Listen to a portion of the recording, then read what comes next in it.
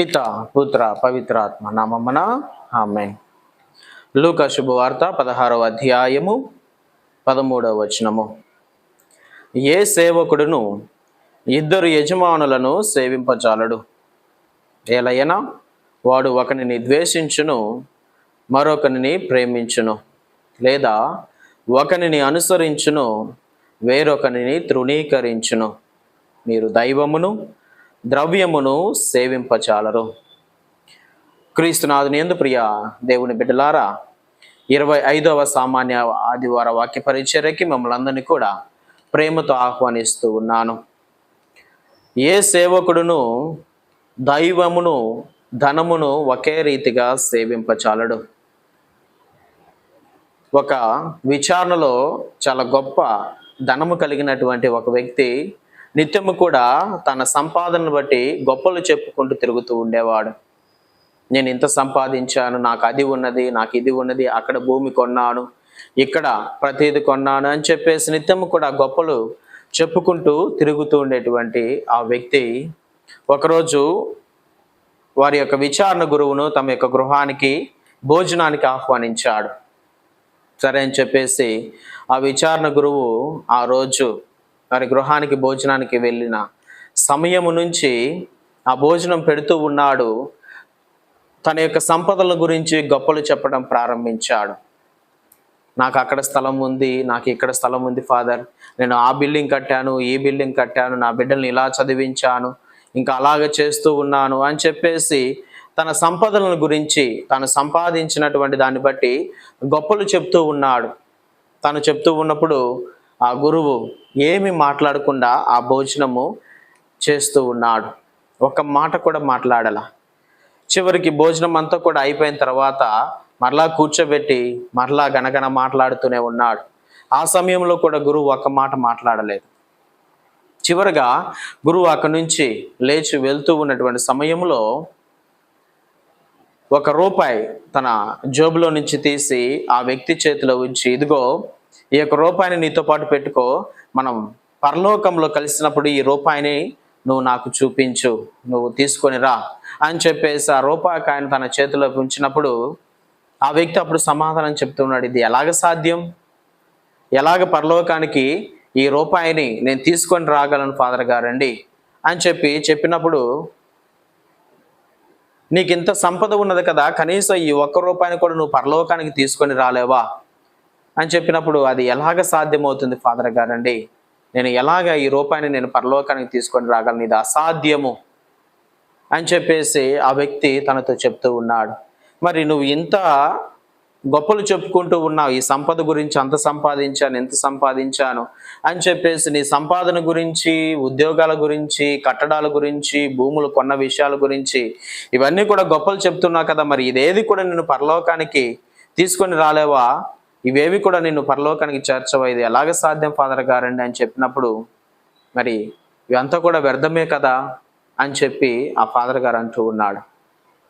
నిజమే, నువ్వు పరలోకానికి తీసుకొని రావాల్సింది నువ్వు చేసినటువంటి మంచి కార్యాలే. నిన్ను పరలోకానికి చేర్చేది, నువ్వు పరలోకానికి తీసుకువెళ్ళగలిగేది ఏ సంపద కూడా కాదు, ఏ కూడబెట్టుకునేది కాదు, ఏ కట్టడము కాదు, నువ్వు ఏది కొనిపెట్టుకునేది కాదు. నువ్వు చేసినటువంటి పుణ్యకార్యాలు నేను పరలోకానికి తీసుకొని రాగలవు. కాబట్టి నువ్వు కూడబెట్టుకునేటువంటి ఈ ధనము నిన్ను ఎలాగ పరలోకానికి, రాజ్యానికి చేర్చగలదో దాని గురించి ఆలోచించు. అంతేగాని ఈ గొప్పలు చెప్పుకుని తిరిగినంత మాత్రాన నీకు ఏ ప్రయోజనము లేదు. ఈ గొప్పలు చెప్పుకోవడం వలన నీకు పరలోక రాజ్యము రాదు. కాబట్టి ఈ సంపాదించినటువంటి సంపాదనతోటి, కలిగి ఉన్న దానితోటి నువ్వు ఎలాగ పరలోకానికి, రాజ్యానికి చేరగలవో దాని గురించి ఆలోచన చేయి, ఆ కార్యము చేయడానికి ప్రయత్నం చేయి. కాబట్టి నువ్వు సంపాదించినటువంటి సంపాదన నిన్ను పరలోకానికి, రాజ్యానికి చేర్చకపోతే నువ్వు ఎంత కూడబెట్టుకొని ఏమి ప్రయోజనము, ఎంత పెద్ద ధనవంతుడవయ్యి ఏమి ప్రయోజనము. కాబట్టి ఉన్న దాంట్లో నుంచి నీ వంతు సహాయాన్ని చేయడానికి, పుణ్యకార్యాలు చేయడానికి, మంచి కార్యాలు చేయడానికి, సహాయాలు చేయడానికి, ఏవైతే నిన్ను పరలోక రాజ్యానికి చేర్చగలవో ఆ పనులు చేయడానికి నీకున్నటువంటి ధనాన్ని ఉపయోగించు. అది నీకు ఆశీర్వాదకరంగా ఉంటుంది, పరలోక రాజ్యానికి ఒక మార్గముగా మారుతుంది. అవును ప్రియ దేవుని బిడ్డలారా, ఈరోజు అనేక మంది ధనమే జీవితము, డబ్బు ఉంటే చాలు అన్నటువంటి ఆలోచనతోటి అనేక మంది జీవిస్తూ ఉన్నారు. ధనం ఉండాలి, ధనం లేకుండా ఉండాలి, దారిద్ర్యంలో జీవించాలనేది దేవుడు ఎప్పుడు కూడా కోరుకోడు. కానీ మంచి జీవితాన్ని బట్టి, నిజాయితీ కలిగినటువంటి జీవితాన్ని బట్టి, న్యాయపూరితమైనటువంటి జీవితాన్ని బట్టి దేవుడే ధనముతోటి ఆశీర్వదిస్తాడు. పరిశుద్ధ గ్రంథంలో మనం అనేకమైనటువంటి వ్యక్తులను చూస్తున్నాం, ఏ రీతిగా దేవుడు ధనవంతులుగా వారిని ఆశీర్వదించాడు. కాబట్టి అదే రీతిగా ఎవరైతే నీతి కలిగి జీవిస్తారో వారిని దేవుడే ఆశీర్వదిస్తాడు అనేటువంటి సత్యం మనకి వ్యక్తమవుతుంది పరిశుద్ధ గ్రంథం ద్వారా. కానీ ఈరోజు అనేక మంది ఈ ధనాన్ని దైవముగా భావించి జీవిస్తున్నటువంటి వారు కోకొలలుగా మనకు కనిపిస్తూ ఉన్నారు. కాబట్టి ధనము మనిషి యొక్క వినియోగానికి ఉపయోగపడాలి, కానీ ఆ ధనమే దైవము ఎప్పటికీ కూడా కాకూడదు ప్రియ దేవుని బిడ్డలు. కాబట్టి ఈ సత్యాన్ని మనం గ్రహించాలి. అందుకే క్రీస్తు ప్రభు నాటి వాక్యం ద్వారా చాలా క్లియర్గా తెలియజేస్తూ ఉన్నాడు, ఏ వ్యక్తి కూడా ధనమును దైవమును ఒకే రీతిగా ప్రేమించలేడు. ఎవరైతే ధన వ్యామోహాన్ని కలిగి ఉంటారో, ఎవరైతే ధనాన్ని ఎక్కువగా ప్రేమిస్తారో వాళ్ళు దైవాన్ని ప్రేమించలేరు. అదే రీతిగా ఆ ధనం వెనకాలని వాళ్ళు పెరగట్టడానికి ప్రయత్నం చేస్తారు. ఆ ధనం కోసమే జీవించడానికి, ఆ ధనాన్ని ఆర్జించడానికి ఎటువంటి పరిస్థితులైనా, ఎటువంటి పనులు చేయడానికైనా కూడా వాళ్ళు వెనుకాడరు. అది దుర్మార్గమైన, మోసమైన, కుట్రైన, ఇతరులని నాశనం చేసేదాన్ని ఇటువంటి ప్రయత్నాలు చేయడానికి కూడా వాళ్ళు ప్రయత్నాలు చేస్తారు. ఎందుకంటే వారి యొక్క వ్యామోహం దేని మీద అంటే ధనం మీద. కానీ ఈ ధన వ్యామోహంతో ఆటోమేటిక్గా వారి యొక్క క్రియల ద్వారా దేవునికి దూరం అయిపోతూ ఉంటారు. కాబట్టి ఈ సత్యాన్ని అనేక మంది గ్రహించరు. కానీ ఎవరైతే దేవుని వారి యొక్క ప్రధానంగా కలిగి ఉంటారో, దేవుని నేను ఆరాధించాలి, దేవుడు నా జీవితానికి ప్రధానంగా ఉండాలి, దేవుడే ముందు అని చెప్పేసి ఎవరైతే దేవుణ్ణి ప్రధానంగా కలిగి ఉంటారో వారు ఆ ధనానికి ఇవ్వాల్సినటువంటి విలువను మాత్రం ఇస్తారు. అది ఎంతవరకు కావాలో, అది ఎంతవరకు వినియోగించుకోవాలో, ఎక్కడ వినియోగించుకోవాలో, దేనికి వినియోగించుకోవాలో, దేనికి ఖర్చు చేయాలో దానికోసం మాత్రమే ఆ ధనాన్ని వినియోగించుకోవడానికి ప్రయత్నం చేస్తారు. ఈ జ్ఞానాన్ని ప్రభువే మనకి ప్రసాదిస్తాడు ప్రియ దేవుని బిడ్డలారా. మరి ఈనాటి మొదటి పట్టణంలో మనం చూస్తూ ఉన్నాం, ఆమోసు గ్రంథంలో మనం చూసినట్లయితే ఆమోసు ప్రవక్త ప్రజలందరినీ కూడా హెచ్చరిస్తూ ఉన్నాడు. ఎందుకంటే ఆ కాలంలో కూడా అనేక మంది ప్రజలు ఏ రీతిగా ఉన్నారంటే, ఏ రీతిగా నేను మోసం చేసి ధనము ఆర్జించగలను, ఎవరిని మోసం చేసి నేను ధనాన్ని కూడబెట్టుకోగలను, ఎవరి మీద ఈ భారమును మోపి, అధికమైనటువంటి భారాలు మోపి ఆ డబ్బును వాళ్ళని కొల్లగొట్టుకోగలను అన్నటువంటి ఆలోచన కలిగినటువంటి అనేక మంది వ్యాపారస్తులు, ఉద్యోగులు, ఈ రీతిగా జీవిస్తున్నటువంటి అనేక మంది ఆ కాలంలో ఉన్నారు. కాబట్టి వాళ్ళందరినీ చూసి దేవుడు ఆమోసు ప్రవక్త ద్వారా హెచ్చరిస్తూ ఉన్నాడు. ఏ రీతిగా హెచ్చరించాడంటే వారి యొక్క స్వభావాన్ని మనకి ఇక్కడ తెలియజేస్తున్నాడు చాలా క్లియర్గా. ఆమోసు గ్రంథము 8వ అధ్యాయం 4వ వచనం నుంచి చూసినట్లయితే, దీనుల తల మీద కాలు మోపుచు పేదలు నాశనం చేయవారులారా వినండి. చూడండి ఎంత క్లియర్గా ముఖం మీద కొట్టినట్లుగా ప్రభు మాట్లాడుతూ ఉన్నాడు. ఎటువంటి వాటి గురించి? దీనుల తల మీద కాలు మోపుచు పేదలను నాశనము చేయవారులారా. ఈ యొక్క డబ్బు కలిగినటువంటి వారందరూ, ఈ వ్యాపారాలు చేసేటువంటి వారందరూ కూడా ఎవరిని నాశనం చేస్తూ ఉన్నారంటే ప్రస్తుత సమాజంలో కూడా మనం చూస్తూ ఉన్నదే. ఎవరి మీద ఎక్కువ భారం మోపబడుతుంది? ధనవంతుల మీద కాదు. ఎవరు ఎక్కువగా విచ్ఛిన్నం చేయబడుతున్నారు? ధనవంతులు కాదు. ఎవరు ఎక్కువగా నాశనం చేయబడుతున్నారు, మోసానికి గురి అవుతూ ఉన్నారు, అన్యాయానికి గురి అవుతున్నారా అంటే సాధారణమైనటువంటి ప్రజలు, పేద ప్రజలు, పేదరికంలో ఉన్నటువంటి వారు, దీనులైనటువంటి ప్రజల్ని ఈరోజు లోకము మోసం చేస్తూ ఉన్నది. కాబట్టి అదే పరిస్థితి ఆనాటి కాలంలో కూడా ఉన్నది. అమావాస్య ఎప్పుడు ముగియునా మనము ధాన్యమును అమ్ముకొనవలను కదా, విశ్రాంతి దినం ఎప్పుడు దాటిపోవును మనం మరలా గోధుమలు అమ్ముకోవలను, అప్పుడు మనము కొలమానములు తగ్గింపవచ్చును, తూకములు హెచ్చింపవచ్చును, దొంగ త్రాసులతోటి జనులను మోసగింపవచ్చును. చూడండి వారి యొక్క స్వభావం ఏ రీతిగా ఉన్నదో క్లియర్గా ప్రభు హెచ్చరిస్తూ ఉన్నాడు. ఇటువంటి స్వభావం కలిగిన వారులారా జాగ్రత్త. ఈ రీతిగా మీరు ఆలోచన చేస్తూ ఉన్నారు, తాసులను పెద్ద చేసుకోవాలని, మీ యొక్క ధనాన్ని ఆర్జించి కూడబెట్టుకోవాలి అని చెప్పేసి ఈ అధికమైనటువంటి ఆశతోటి మీరు జీవిస్తూ ఉన్నారు. కానీ ఇజ్రాయేలు దేవుడైన ప్రభు ఇట్లు భాష చేశాను, నేను వారి పాప కార్యములను విస్మరింపను, వారి ఛేదములకు గాను నేల దద్దరిల్లును, దేశంలోని ప్రజలెల్లా సోకింతురు, దేశమెల్లా అతాళకుతలమై నైలు నదుల వలె అటుపొట్టులకు గురియగును. ఇటువంటి వారికి శిక్ష తప్పదు. నేటి కూడా అనేక మంది ప్రజలు వ్యాపారం చేసే వాళ్ళు కావచ్చు, ఉద్యోగములు చేసే వాళ్ళు కావచ్చు, సొంత రెక్కల మీద సొంత పనిని చేసి సొంత శ్రమతోటి ఈరోజు పని చేసి సంపాదించుకోవాలని చెప్పేసి ప్రయత్నాలు చేసేవారి కన్నా కూడా అన్యాయంగా దోపిడీ చేస్తూ, మోసం చేస్తూ, ద్రోహం చేస్తూ, ఇతరుల జీవితాన్ని కొల్లగొడుతూ ఈ రకంగా సంపాదించి కూడబెట్టుకోవాలని ప్రయత్నం చేస్తున్న వాళ్ళే కోకొల్లలుగా ఉన్నారు. ఆ సమయంలో దేవుడు ఏ రీతిగా అయితే హెచ్చరించాడో నేడు కూడా అదే రీతిగా మనల్ని హెచ్చరిస్తూ ఉన్నాడు. ప్రియ దేవుని బిడ్డలారా, జాగ్రత్త. అనేక మంది క్రైస్తవులైన వాళ్ళు కూడా వాక్యము తెలిసినప్పటికీ ఇదే ఆలోచనతో జీవిస్తూ ఉన్నారు. పేదవాళ్ళను, నిర్భాగ్యులను కొల్లగొట్టి వారి యొక్క జీవితాలను విలాసవంతంగా చేసుకోవడానికి సేవకులు కూడా జాగ్రత్త. సామాన్యమైనటువంటి ప్రజలను కొల్లగొడుతూ సేవకులు తమ యొక్క భవంతులను పెద్దది చేసుకుంటూ ఉన్నారు, తమ యొక్క కట్టడాలను పెద్దదిగా కట్టుకుంటూ ఉన్నారు. ఒక విలాసవంతమైనటువంటి జీవితాలను జీవించడానికి, వారి యొక్క బిడ్డలకి కూడా ఒక విలాసమైనటువంటి జీవితాలను ఇవ్వడానికి ప్రయత్నం చేస్తూ ఉన్నారు. ఎక్కడి నుంచి నీకు ఈ డబ్బు వచ్చిందంటే ఒక సాధారణమైనటువంటి రోజుకి 50 రూపాయలు, 100 రూపాయలు కూలి పని చేసుకునేటువంటి వాళ్ళ దగ్గర నుంచి నువ్వు కొల్లగొడుతూ వారిని భయాందోళనకు గురి చేసి ఈ రీతిగా కొల్లగొట్టినటువంటి సొమ్ముతోటి నువ్వు విలాసవంతంగా జీవించడానికి ప్రయత్నం చేస్తున్నావు కదా. ఒక సేవకుడివేనా నువ్వు? నిజమైనటువంటి సేవకుడివేనా? దైవ భయము కలిగినటువంటి సేవకుడివేనా? ప్రభు ఈ రీతిగా అనేక సార్లు హెచ్చరిస్తూ ఉన్నాడే, అయినా కూడా పేదవాళ్ళను, దీనులను నువ్వు కొల్లగొట్టుకుంటూ నీ సంపాదన కూడబెట్టుకుంటూ నీ రాజ్యాన్ని విస్తరింప చేసుకోవడానికి ప్రయత్నం చేస్తూ ఉంటే అయ్యో జాగ్రత్త. ఇటువంటి వారి మీదకి దేవుని యొక్క ఉగ్ర రూపము దాల్చబోతూ ఉన్నాడు. ఆయన కోపము గనగన మండుతూ ఉన్నది. కాబట్టి ప్రియ దేవుని బిడ్డల జాగ్రత్త. ఇటువంటి రీతిగా పేద సాధల మీద, అభాగ్యుల మీద వారిని కొల్లగొట్టేటువంటి రీతిగా, మోసపూరితమైనటువంటి రీతిగా చేసేటువంటి విధానాన్ని దేవుడు ఎప్పటికీ కూడా మెచ్చుకోడు. అది సరైనటువంటి విధానమే కాదు. మరి నేడు అనేకమైనటువంటి ఉద్యోగస్తులను కూడా చూస్తున్నాం, ప్రభుత్వ అధికారులు మనం చూస్తున్నాం. కొన్నిసార్లు ఈ ఐటీ వాళ్ళు ఈ ట్యాక్స్ మీద వెళ్ళినప్పుడు, ఐటీ ట్యాక్స్ మీద వెళ్ళినప్పుడు సామాన్యమైనటువంటి ఉద్యోగాలు, ప్రభుత్వ ఉద్యోగాలు చేసేవాళ్ళు, చిన్నపాటి ఉద్యోగాలు చేసేవాళ్ళ గృహాల్లో కూడా కోట్ల రూపాయలు మనం చూస్తూ ఉంటాం. ఏ రీతిగా వాళ్ళకి ఈ కోట్ల రూపాయలను వాళ్ళు గణించగలిగారు?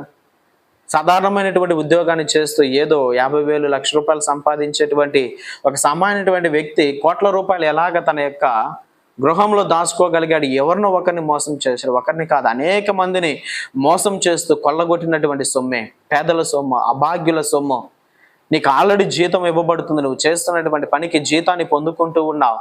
ఆ జీతంతో సంతృప్తి చెందకుండా సామాన్యమైనటువంటి ప్రజలను కొల్లగొడుతూ జీవిస్తూ ఉన్నావు. దీన్ని ఏమంటారు? ఎటువంటి రీతిగా దీన్ని ఆలోచన చేసుకోవాలి మనము. కాబట్టి ఇవ్వబడినటువంటి ఉద్యోగాన్ని నువ్వు బాధ్యతాయుతంగా చేస్తూ నువ్వు ధనాన్ని ఆర్జించుకుంటున్నట్లయితే ఇంకా అధికంగా దేవుడు నిన్ను ఆశీర్వదిస్తాడు. కానీ ఈ రీతిగా కాకుండా అన్యాయంగా నువ్వు ధనాన్ని ఆర్జించుకోవాలి, కూడగట్టుకోవాలంటే ఏదో ఒక రోజున దానికి తగినటువంటి శాపము, శిక్ష నీ మీదకి రాకుండా తప్పదు. ప్రియ బిడ్డలారా, జాగ్రత్త. కాబట్టి ఎవరైతే ఈరోజు అన్యాయంగా కూడబెట్టుకోవాలి, సంపాదించుకోవాలి, మోసం చెయ్యాలి అని చెప్పేసి ఈ రీతిగా జీవిస్తూ ఉన్నారు, ప్రియ దేవుని బిడ్డలారా జాగ్రత్త. దేవుడు తన యొక్క కోపాన్ని మీ మీదకి తీసుకొని రాబోతూ ఉన్నాడు. ఆయన కోపానికి గురి అయ్యేటువంటి బిడ్డలుగా మీరు జీవించవద్దు. బాధ్యతగా నీ యొక్క పనిని నెరవేర్చడానికి ప్రయత్నం చేయి. ఉన్నటువంటి సంపాదన నిన్ను పరలోక రాజ్యానికి చేర్చే రీతిగా ఉండాలి, కానీ నిన్ను నాశనం చేసేటువంటి రీతిగా ఉండకూడదు. కూడబెట్టుకున్నది, నువ్వు సంపాదించుకున్నది, చెమటోర్చి సంపాదించింది, కష్టంతో సంపాదించింది రూపాయి అయినా కూడా శ్రేష్టమైనదే కదా. నువ్వు అన్యాయంగా సంపాదించింది పంచభక్ష పరమాలు తెలియదు కదా, దానికన్నా కూడా శ్రమించి పనిచేసి పచ్చడి మెతుకులు తిన్నా కూడా ఎంతో ఆశీర్వాదకరం కదా ప్రియ దేవుని బిడ్డ. కాబట్టి ఈ సత్యాన్ని నువ్వెందుకు గమనించలేకపోతున్నావు? ఏ అధికారి అయినా జాగ్రత్త. మోసపూరితంగా, అన్యాయంగా పేద సాధులను మోసగించి కూడగట్టుకుంటున్నట్లయితే ఇది ఎప్పటికీ కూడా నీ జీవితంలో క్షేమము కాదు. ఈ పాపము నీ తరతరముల వారి మీదకి వస్తుంది ప్రియ బిడ్డలారా, జాగ్రత్త. నీ తర్వాత నీ కుమారుడి భవిష్యత్తుని బాగా చేసుకోవాలి, నా తరతరములు సంతోషంగా విలాసవంతంగా జీవించాలని చెప్పేసి నువ్వు కూడబెడుతూ ఉన్నావేమో, కానీ ఎప్పటికీ కూడా కాదు. నీ కుమారుడు వాళ్ళ కుమారులు నీతిమంతులైనట్లయితే నువ్వు సంపాదించి ఇచ్చినటువంటి డబ్బును వాళ్ళు ముట్టుకొని కూడా ముట్టుకోరు. ఎందుకంటే నువ్వు అన్యాయంగా సంపాదించి ఇచ్చావు కాబట్టి. వాళ్ళు మూర్ఖులైనట్లయితే నువ్వు ఇచ్చినటువంటి సంపాదన ఒక్కరోజు కూడా వాళ్ళ చేతుల్లో మిగలదు.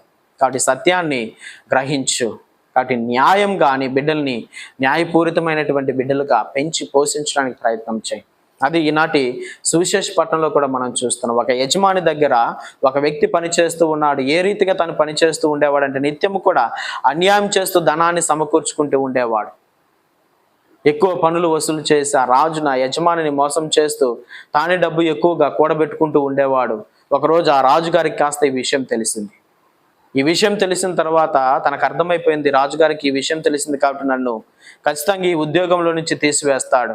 కాబట్టి నేనేం చేయాలి?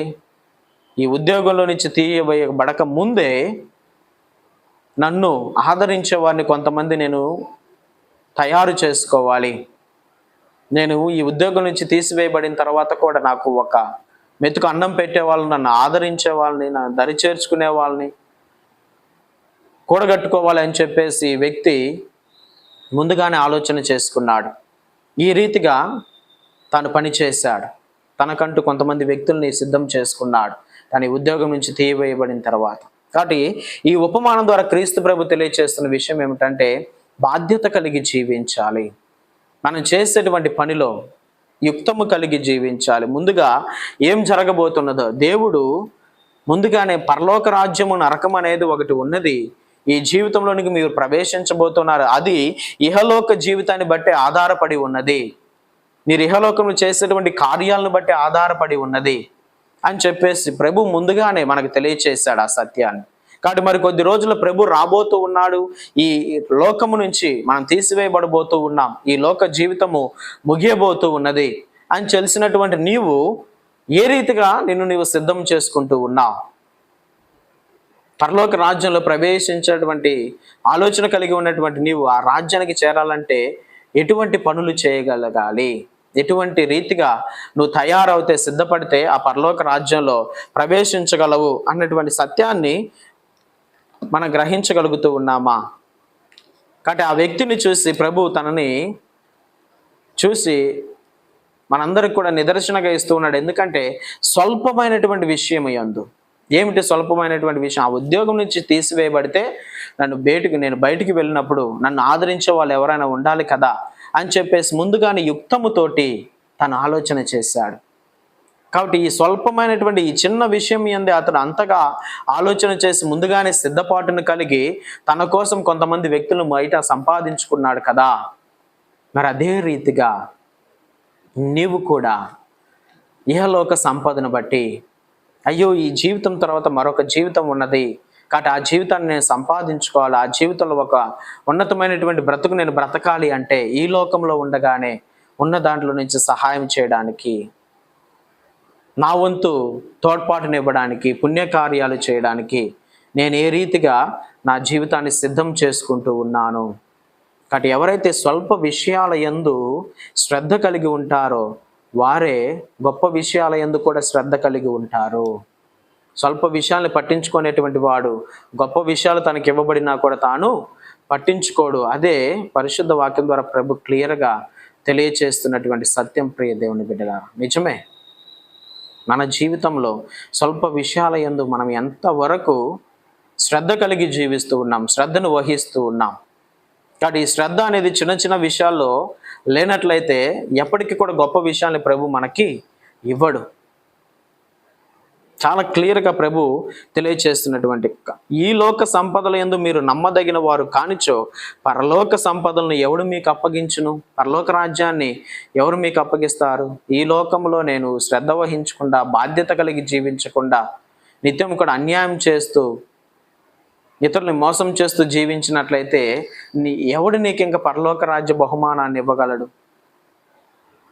చాలా క్లియర్గా మనకి పరిశుద్ధ వాక్యము తెలియచేస్తుంది. ప్రియ దేవుని బిడ్డలారా, కాబట్టి ఎవరము కూడా అన్యాయము చేస్తూ మోసం చేస్తూ ఈ దగా జీవితంతో పరలోక విషయాన్ని సంపాదించాలి, పరలోక రాజ్యాన్ని సంపాదించలే.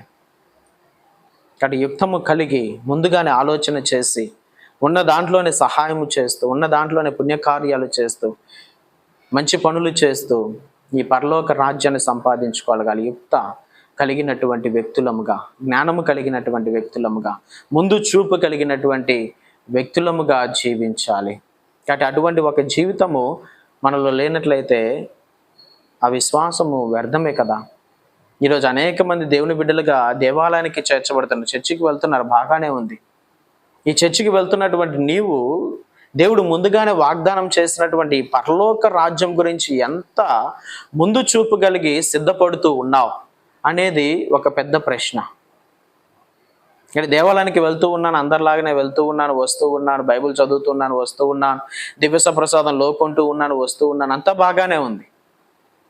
అందరి వల్ల చేస్తూ ఉన్నాను, అంత బాగానే ఉంది. ప్రతి ఆదివారం వెళ్తున్నాను, బాగానే ఉంది. ప్రతిరోజు వాక్యాన్ని చదువుతున్నాను, బాగానే ఉంది. కానీ నీ యొక్క ఆలోచనలో ఈ యొక్క యుక్తము కలిగి ఉన్నదా? నేను పరలోక రాజ్యంలో ప్రవేశించాలంటే దీనిని మించి ఇంకేమి చేయగలను?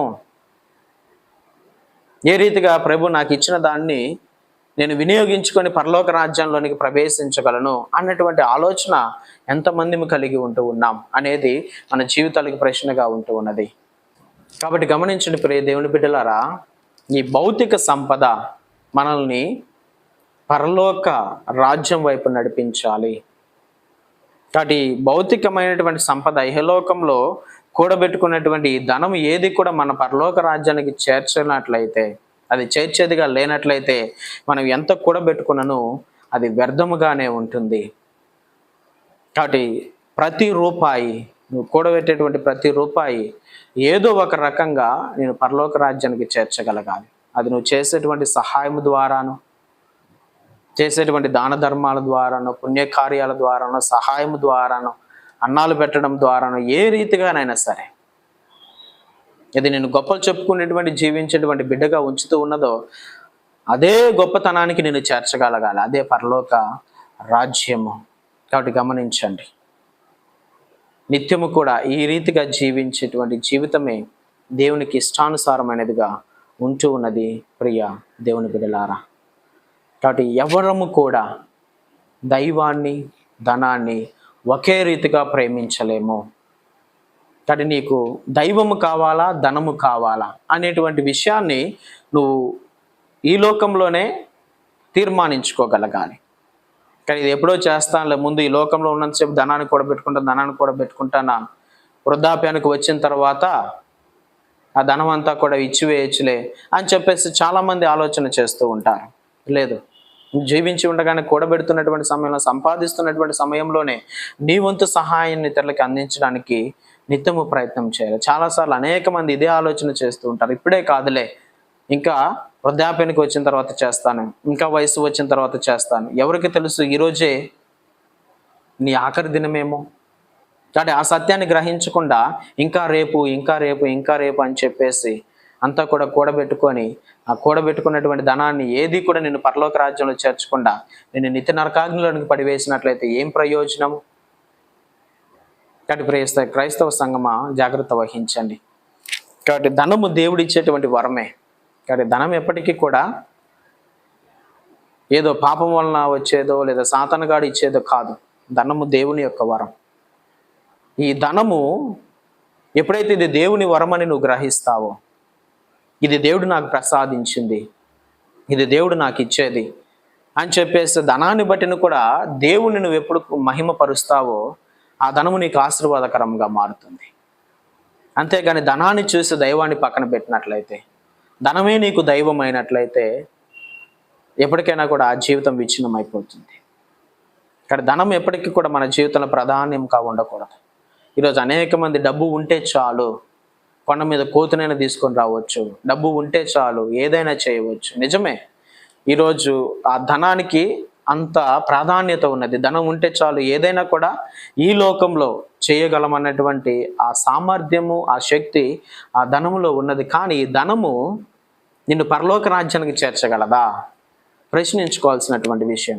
ఈ లోకంలో నువ్వు ఏదైనా చేయవచ్చు, పెద్ద పెద్ద కట్టడాలు కట్టవచ్చు, విలాసవంతమైనటువంటి జీవితాన్ని జీవించవచ్చు, దేనైనా కూడా పొందుకోవచ్చు, కొనుక్కోవచ్చు, తెచ్చుకోవచ్చు, ఎక్కడికైనా వెళ్ళవచ్చు. ఇంతటి విలాసవంతమైనటువంటి ఇన్ని చేకూర్చేటువంటి ఈ ధనము నీకు పరలోక రాజ్యాన్ని చేకూర్చగలదా అని ఎప్పుడైనా ప్రశ్నించుకున్నావా? దేవుని బిడ్డ జ్ఞాపకం ఉంచుకో. కాబట్టి ఈ ధనము నిన్ను ఈ జీవితం తర్వాత రాబోతున్నటువంటి మరు జీవితంలో ఆ పరలోక రాజ్యంలోనికి నిన్ను చేర్చగలగాలి. లేదంటే ఎంత ధనము నువ్వు కలిగి ఉన్నా అది వ్యర్థమే. కాబట్టి ధనాన్ని సరైనటువంటి రీతిగా వినియోగించడం ఈరోజు మనిషి నేర్చుకోవాలి. ఇష్టానుసారంగా వినియోగించడం కాదు. ఎంత ధనం ఉంది కదా అని చెప్పేసి ఇష్టానుసారంగా ఆ ధనాన్ని వినియోగిస్తున్న వాళ్ళు సంఘాలలో కూడా జాగ్రత్త. దేవుని బిడ్డలారా, ఆ ధనం ఉంది కదా అని చెప్పేసి ఇష్టానుసారంగా ఈరోజు వ్యర్థమైనటువంటి ఖర్చులు, వ్యర్థమైనటువంటి రీతిలో ధనాన్ని వెచ్చిస్తున్నటువంటి సంఘాలు కోకొల్లలుగా ఉన్నాయి.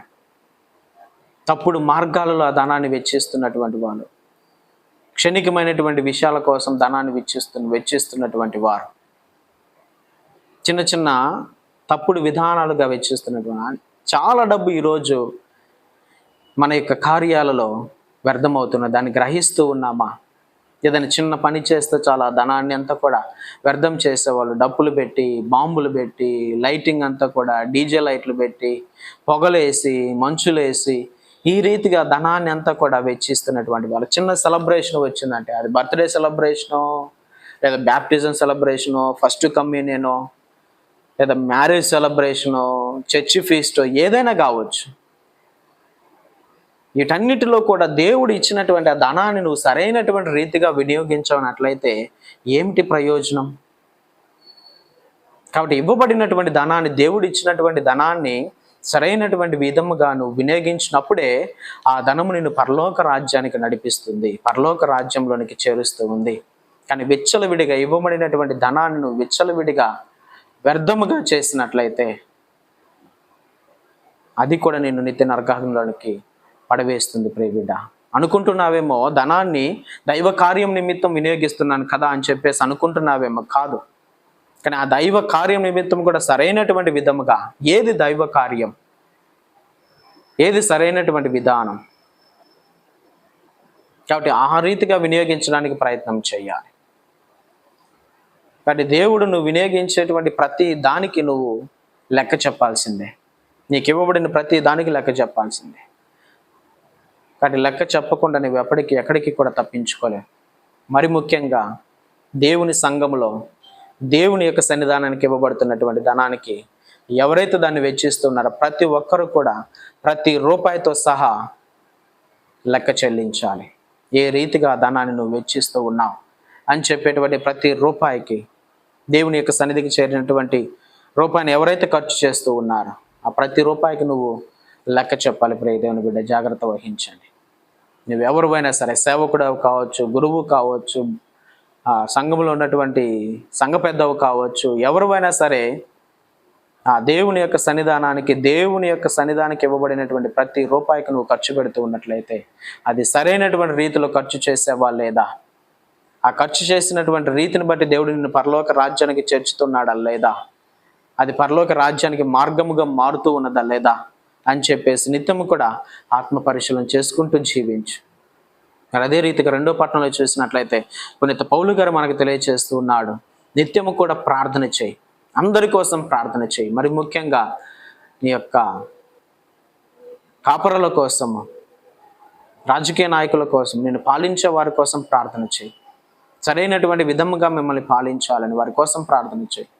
వారి యొక్క పాలన ద్వారా, రాజరికం ద్వారా ఎవరు తొట్టిల్లిపోకుండా, చెడు మార్గంలో వెళ్లకుండా, తప్పుడు మార్గంలో వెళ్లకుండా, మనం చూసినట్లయితే పాత నిబంధనలో ఎప్పుడైతే ఈ రాజ్యాధికారం వాళ్ళ యొక్క చేతిలోనికి వచ్చిందో, మొట్టమొదటి రాజునైనటువంటి సౌలు, తర్వాత రాజైనటువంటి దావీదు, తర్వాత రాజైనటువంటి సొలొమోను, ఈ యొక్క రాజరికం ఎప్పుడైతే వాళ్ళకి అబ్బిందో, ఆ రాజులుగా వాళ్ళు అయ్యారో, వాళ్ళు నిత్యం కూడా తప్పిదాలు చేయడానికి, పాపాలు చేయడానికి ప్రయత్నించారు. అధికారం వాళ్ళని పాపంలో నెట్టివేయడానికి ప్రయత్నం చేస్తుంది. కాబట్టి ఈ అధికారంలో ఉన్నటువంటి వారి కోసం ప్రార్థన చేయాల్సినటువంటి బాధ్యత మన చేతిలో ఉన్నది. అధికారాన్ని బట్టి వాళ్ళు తొట్టిల్లకుండా, అధికారాన్ని బట్టి వాళ్ళు పాపంలో పడిపోకుండా, నేను ఏమైనా చేయగలనులే, నేను ఏది చేసినా నాకు అడ్డు లేదులే అన్నటువంటి ఆ గర్వం అనేది, అహంభావం అనేది వారిలోనికి సాతానుగాడు పెడుతూ ఉంటాడు కొన్నిసార్లు. నేను ఏది చేసినా నన్ను అడిగేవాడు లేడు, నన్ను ఆపేవాడు లేడు అన్నటువంటి ఆలోచన ఈ అధికారంలోనికి రాకుండా సరైనటువంటి రీతిగా ప్రజల్ని పరిపాలించేటువంటి విధానం కోసము, పాలకుల కోసం మనం ప్రార్థించాలి అని చెప్పేసి పునీత పౌలు గారు సంఘాన్ని హెచ్చరిస్తూ ఉన్నాడు. కాబట్టి ప్రియ దేవుని బిడ్డల, నిత్యము కూడా మనం ఎందుకు రాజకీయ నాయకుల కోసం ప్రార్థన చేస్తూ ఉంటామంటే, సరైనటువంటి రీతిలో వారి ప్రజల్ని పరిపాలించాలి, సరైనటువంటి ఆలోచన నీతి కలిగి ఉండాలి. దానికోసమే పరిశుద్ధ వాక్యం మనల్ని హెచ్చరిస్తూ ఉంది, నాయకుల కోసం ప్రార్థించండి అని. కాబట్టి పరిశుద్ధ సమయం నిత్యము కూడా ఈ ధనము అనేటువంటి అహంభావం వాళ్ళలో పెట్టరేగిపోకుండా, నిత్యము కూడా ఎంత అధికారం కలిగి ఉన్నా, ఎంత సంపద కలిగి ఉన్నా తమను తామును తగ్గించుకునేటువంటి రీతిగా నిత్యము కూడా నీతిమంతమైనటువంటి జీవితాన్ని జీవిస్తూ దేవుని యొక్క కృపకు పాత్రులు కావాలి అని పరిశుద్ధ సమయంలో ప్రార్థన చేసుకుందాం. అందరూ కూడా కళ్ళు మూసుకొని ప్రార్థన చేద్దాం. పరిశుద్ధుడవు పరమ పవిత్రమైన దేవా, నీకు వేలాది వందనములు, స్తోత్రములు నాయన. ఇదిగో ప్రభు వాక్యం ద్వారా సెలవిస్తూ ఉన్నారు, ధనము దైవమా. ఇదిగో ప్రభు నిత్యము కూడా మేము దైవమునే, మిమ్మల్ని మాత్రమే ఆరాధించేటువంటి బిడ్డలముగా, మీకు మాత్రమే ప్రథమ స్థానాన్ని ఇస్తూ జీవించిన బిడ్డలుగా ప్రభు మమ్మల్ని మలచమని ప్రార్థన చేస్తున్నాం. ఇదిగో ప్రభ కూడబెట్టుకున్న దాన్ని బట్టి, సంపాదించిన దాన్ని బట్టి మాలో అహంకారం, గర్వము మొదలవ్వకుండా ప్రభ మమ్మల్ని మేము తగ్గించుకొని ఈ ధనము కూడా ప్రభ పరలోక రాజ్యానికి చేరడానికి వినియోగించేటువంటి బిడ్డలంగా ప్రభ మమ్మల్ని మలచమని, మీరే ప్రధానమైనటువంటి వ్యక్తిగా ప్రభ మా జీవితంలో ఉంచి మమ్మల్ని ముందుకు నడిపించమని, ధనాన్ని సరైనటువంటి రీతిగా ప్రభ వినియోగించేటువంటి బిడ్డలుగా మమ్మల్ని మలచమని ఈ మనవులు మన ఆదులని యేసుక్రీస్తుని అతి పరిశుద్ధమైన నామములో వేడుకొని ప్రార్థన చేస్తూ ఉన్నాము తండ్రి. ఆమేన్.